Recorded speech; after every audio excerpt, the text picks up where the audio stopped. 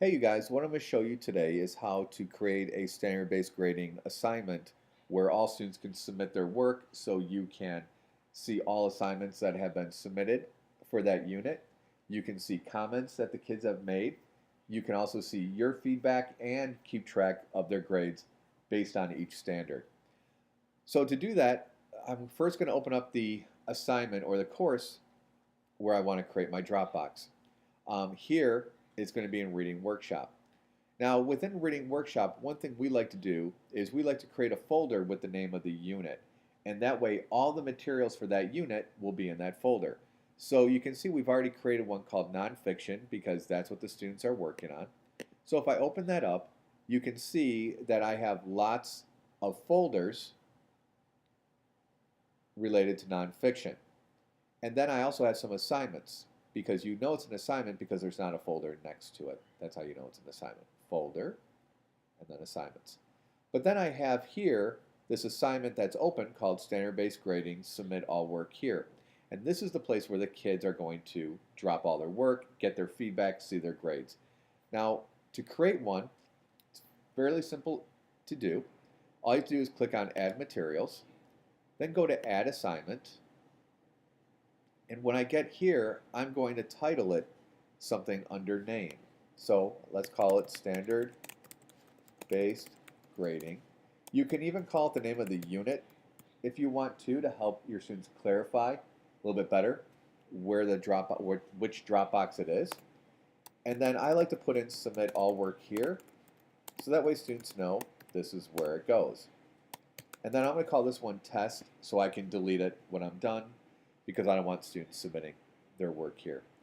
Then under due date, I leave this blank because if you put in a due date, then this Dropbox is going to be unpublished automatically after that date. So I always just leave a date out of it. You can put in a category, you can create a new one, you can call it standard-based grading, you can call it whatever you want if you want to put in a category. It's not necessary. But then here's the part that's really important under Scale and Rubric. What you're going to do is you're going to come down here and you're going to click on that drop down menu and you're going to click on Create New. When you get to Create New, you're going to put in the title of your rubric. Just call it the exact same thing that you named your Dropbox. So I'm going to call it Standard Based Grading Nonfiction. Okay? Now under criteria, I don't need to do anything because I'm going to add all of my standards, and when I do that, it's going to put in the criteria for me. So I'm going to click on Align Learning Objectives, and I'm going to choose Common Core, because it's the Common Core standards. I'm going to choose on English Language Arts, and then I'm going to go to my grade level, which is grade 5. And now here, I'm going to choose my subjects. So reading, well, I'm doing informational text, so I'll click on that. And then I can go ahead and I can start clicking on any of my standards. So key details, I need these. I can go back. I can add more. So you can see I have 3 selected. So now I can go to craft and structure. So I want one of those. And I can go back again. Range, sure, let's put that in. Select it.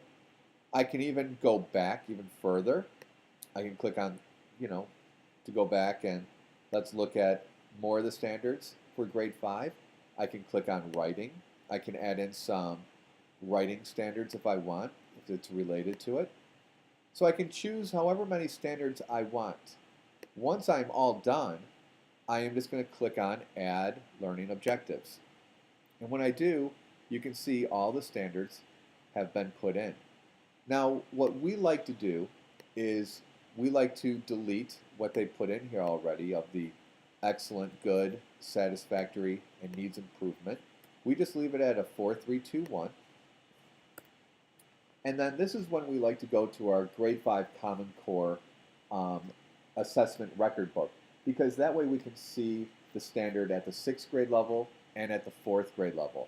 So what I'll do is in the 4 column for this standard, I will look and I'll see what a 6th grade level work piece is. and I'll put in that criteria under a 4. For a 3, I'll basically put in what are the expectations for the standard at a 5th grade level here. A 2 is at a 4th grade level, and a 1 would be anything below a 4th grade level, or if a student did not submit any work. And I will do that all the way down for each standard. And then once it's done, all I have to do is click on Create, and my standard or my rubric is ready to go. And then as students submit their work, I can provide them feedback and just touch on the 4, 3, 2, 1 column for that standard. And that's all there really is to it. Happy rubric making.